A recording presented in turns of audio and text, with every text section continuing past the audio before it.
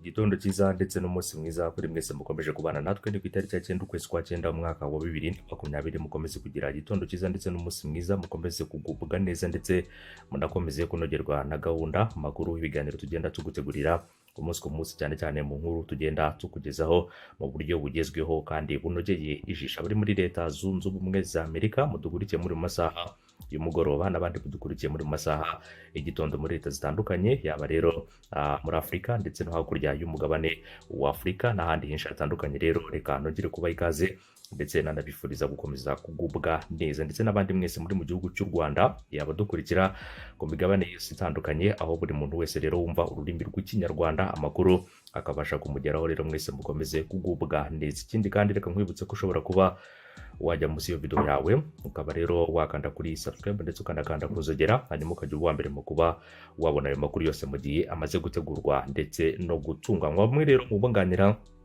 umugabo weruka kugezwa mu gihugu cy'u Rwanda akaba ari umugabo umaze iminsi kuri page z'ibinyamakuru bitandukanye imbere mu gihugu cy'u Rwanda, akaba ari abavoka ba Paul Rusesabagina barimo baramutabariza nk'uko amakuru yamaze kutugeraho abitangaza. N'abavoka bunganira Paul Rusesabagina mu mategeko bavuga ko Leta y'u Rwanda ishobora kumukoreraho cyangwa se ikaba yamukoraho iyicarubozo nk'uko aba bavoka rero ba Paul Rusesabagina babitangaza. Nk'uko tubikesha ikigo ntaramakuru IP, abunganira Rusesabagina bandikiye intumwa yihariye y'umuryango w'abibumbye ushinzwe gukurikirana ibyaha by'iyicarubozo umusuwisi witwa Nil Merzel, bamubwira ko rero Leta y'u Rwanda yangiye Rusesabagina kubona n'abanyamategeko no gusurwa n'umuryango we n'abadiplomate. Bakaba rero uyu witwa Nil Merzel cyangwa se Nil Merzel rero w'umusuwisi barimo rero barasaba kwihutira gukora anketi kugira ngo bamenye neza niba Rusesabagina akiriho. Mu rwandiko rwabo rero abunganira Rusesabagina bavuga ko ashobora gukorerwa iyicarubozo n'ibindi bitesha agaciro umuntu. Rero bakaba bagize bati nk'uko polisi y'u Rwanda n'abashinzwe za gereza babimenyereye ku bandi. Muri urwo rwandiko kandi abunganira Rusesabagina bakaba basaba kandi na Leta ya Emira cyangwa se Leta ya Emira z'Abarabu Leta cyangwa se Leta zunze ubumwe z'Abarabu cyane cyane rero kwerekana ko nta bufatanye yagize mu ifatwa rya Paul Rusesabagina, bityo bati rero iyi Leta igomba gutanga ibirebana byose n'urugendo yarimo i Dubai birimo amashusho amwerekana ari muri hoteli ku kibuga cy'indege n'ibirebana n'indege yamutwaye kugeza ageze i Kigali. IP kandi yemeza ko na CSL komite rero mpuzamahanga y'umuryango w'ubutabazi Croix Rouge itarashobora kugera kuri Rusesabagina, ariko IP kandi ntisobanura niba CSL rero yarabisabye Leta y'u Rwanda ikabyangirwa. Ku itariki ya 31 z'uku kwezi gushize rero nibwo RIB urwego rw'igihugu rw'ubugenzacyaha mu Rwanda rwerekanye Paul Rusesabagina ari mu mapingu yo n'umushinjacyaha. Rero ntibaratangaza igihe bazamugeza imbere y'umucamanza mu bya Rusesabagina aregwa rero harimo iterabwoba. Mu kiganiro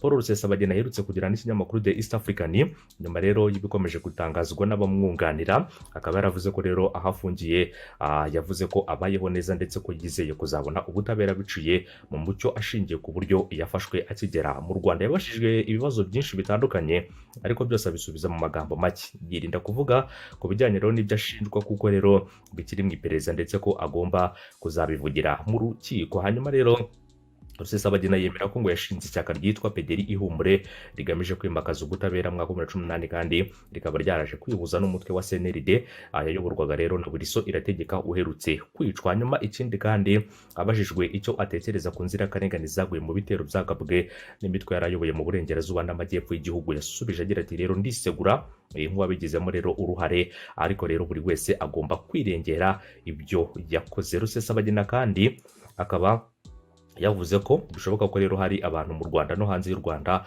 bahuje nawe rero ibitekerezo kuri politiki y'igihugu, gusa yanga kugira icyo avuga ubwo yarabajijwe niba yakwamagana imvugo ze zihamagarira imitwe itandukanya kugaba rero ibitero ku Rwanda nk'ingurane cyangwa se nk'ingurane yo kuba yahabwa imbabazi. Ageze ati rero sinshaka kuvuga ku kintu icyo ari cyo cyose kiri mu nkiko. Hanyuma ikindi kandi abajijwe niba yizeye kuzabona ubutabera yasubije agira ati yego, niba rero ubugwaneza nakiranywe kugeza ubu ngubu ari ikintu kizakomeza, ndizera neza ko nshobora kuzabona ubu utabera. Yakomeje avuga ko atumva ko rero yatereranywa n'ibihugu birimo Ububiligi na Leta zunze ubumwe za Amerika. Ati rero kuko simbakorera sinumva n'impamvu bashobora kuba bantererana. Rusesabagina kandi akekwaho kurema no kuyobora umutwe n'ihuriro ry'imitwe y'iterabwoba yitwara gisirikare igizwe n'abahezanguni irimo MRSD na pederi ihumure ikorera mu bice bitandukanye mu karere ndetse no mu mahanga. Ikindi kandi harimo ibyaha by'iterabwoba, hakaza gutwika, hakaza ubushimusi n'ubwicanyi byakorewe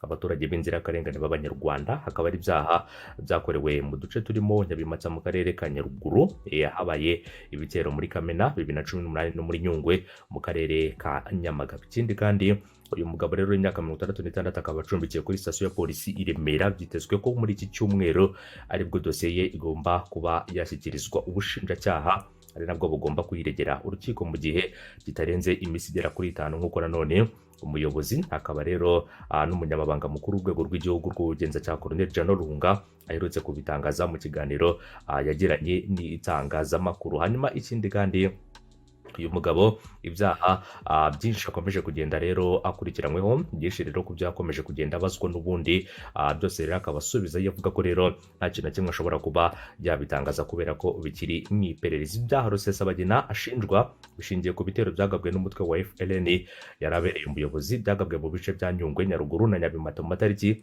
atandukanye nko ku itariki ya 3 Kamena, hakaza itariki ya 19 Kamena, hakaza itariki ya 2 Nyakanga ndetse n'itariki ya 13 Nyakanga n'itariki ya 15 Ugushyingo 2018. Hanyuma muri uku kwihuza kw'imitwe itandukanye yaba pederi ihumure yahawe umwanya wa perezida, ndetse ikindi kandi mu gihe cy'umwaka akaba aribwo yahawe umwanya wa perezida muri uyu mutwe w'ishyaka rya pederi ihumure. Rusesabagina kandi akaba yaraje kuyobora gutyo, hanyuma CNRD ya Wilson irategeka ihabwa umwanya wa vice perezida mu gihe Nsabimana Kalisi Sankara yagizwe vice perezida wa kabiri, naho umunyamabanga mukuru yabaye wa CNRD witwa Karinijabo Jean Paul yungirizwa n'umuntu wo muri pederi ihumure witwa Seka. Impuzamashyaka rero yitwaga MRSD, ari nayo rero yari ifite igisirikare cyitwa FLN. Igisirikare cyayo cya FLN ni igisirikare kimaze kugwa ku buryo bukomeye cyane, kubera ko iki gisirikare rero cyagiye gihura n'isanganya ku buryo navuga ko bukomeye cyane cyane ukurikije rero uburyo bagiye bagabwaho ibitero n'ingabo za Repubulika Iharanira Demokarasi ya Kongo mu bice bitandukanye, aho uyu mutwe w'inyeshyamba wari ukambitse n'umutwe wakomeje kugenda wumvikana inshuro nyinshi, ari naho ugize kumvikana uvuga ko washimuse abasirikare b'igihugu cy'u Rwanda, ndetse ukanerekana uniforme zirimo rero n'ibikoresho bya gisirikare ngo by'abasirikare b'igihugu cy'u Rwanda bari bashimuse. Gusa rero aya n'amakuru yaje kunyomozwa n'igisirikare cy'u Rwanda biciye ku muvugizi wacyo, akaba ari umwe mu baje kunyomoza aya makuru avuga ko rero nta musirikare w'igihugu cy'u Rwanda wigeze ashimutwa n'umutwe w'inyeshyamba wa FLN. Uyu mutwe wakomeje kongera kugaba ibitero ariko bikanga, cyane cyane biciye rero mu bitero byinshi bitandukanye bagiye bagaba mu mirenge ya Bweye hariya rero mu ntara y'Iburengerazuba, nk'uko kandi nanone aya makuru yaje kwemezwa n'ingabo z'u Rwanda zerereye mu ntara y'Iburengerazuba. Hari ubwo rero bagabye igitero ariko barabatesha, ndetse hari n'abandi rero baherutse kugenda bagaba ibitero, ariko rero ntago igeze hatangazwa umutwe uherutse nanone kugaba ibitero hara rero mu karere ka Nyaruguru, cyane cyane ku birebana n'izi nyeshyamba. Niyo mpamvu hahise habaho ibiganiro byihuse mu kurebera hamwe niba rero igihugu cy'u Burundi gishobora nacyo kuba ari kimwe mu byagiraga umugambi, cyane cyane ku bitero byagiye bigabwa ku gihugu cy'u Rwanda, nko guha inzira iyi mitwe yose yitwaje intwaro, dore ko byavuzwe ko ituruka mu bihugu by'abaturanyi bitandukanye, ariko ntabwo byigeze bitangazwa izina. Gusa rero hari ikiganiro giherutse kuba ku mpande zombi, yaba igihugu cy'u Rwanda n'igihugu cy'u Burundi, naho bareberaga hamwe byinshi bitandukanye ku birebana n'umutekano, ariko bemeranya ko bagiye kujya bahanahana amakuru, cyane cyane ku birebana n'izo nyeshyamba zose zishobora gukoresha igihugu cy'u Burundi nk'inzira yambuka rero iza guhungabanya umutekano w'igihugu cy'u Rwanda. Ibi ngibi nanone umukuru w'igihugu yabigarutseho avuga ku bantu benshi batandukanye bagerageza ibikorwa byinshi n'ubundi byo guhungabanya umutekano, akavuga ko rero bitazabahira kuri buri muntu wese, nk'uko rero imbwirwaruhame zitandukanye zakomeje kugenda zibigarukaho. Navuga rero kuri buri wese, ndetse abenshi ubu ngubu bakaba bari mu gihugu cy'u Rwanda, ariho rero bafungiye, utarafatwa yarishwe, utaricwa rero nawe rero arafunzwe, cyangwa se n'utaricwa kandi nanone cyangwa se ngafatwe azagerwaho rero, nk'uko bakomeza kugenda babitangaza, kubera ko ntawakwihisha rero burundu. Ubu ngubu ubufatanye bwaroroshye mu kuba abanyabyaha bafatwa. Urabizi ko rero hagiye hashyirwaho uburyo bwinshi butandukanye, za Interpol ziriho, ndetse na leta z'ibihugu bitandukanye zisigaye zikorana mu guhererekanya abanyabyaha, cyane cyane aho rero umuntu ashobora kuba ari mu kindi gihugu kandi yarakoreye icyaha mu kindi gihugu, hakabaho rero ubufatanye n'icyo gihugu mu kuba yahererekanwa cyangwa se akaba yahabwa igihugu ashobora kuba yarakoreyemo icyaha. Ubu ngubu rero isi nta buhungiro bukibaho kubera ko ubundi umuntu yajyaga mu bindi bihugu bitandukanye ukaba wajya muri Leta Zunze Ubumwe za Amerika ntihagire uzagukurayo ukamarayo imyaka yawe y'ubuzima bwose, ariko urumva ko bakavuga bafatira mu gihugu cy'Ubufaransa ariho bamaze imyaka na nyagateke myinshi cyane bihishe. Nyuma y'imyaka 26 kumva umuntu baramufashe, ukumva rero undi nawe ejo mu gitondo yafashwe. Bisa naho rero kwihisha kuri ubu ngubu rero bitakishoboka cyane cyane kuri buri muntu uwo ari we wese. Rero mu barwanya ubutegetsi bw'igihugu runaka, si u Rwanda gusa ndetse n'ibindi bihugu byinshi bigiye bitandukanye, bisa naho rero ubwisho bwabaye ikintu rero kitakibera cyangwa se kitabasha guhira buri muntu uwo ari we wese. Mukomeze kugira umunsi mwiza n'ibihe byiza.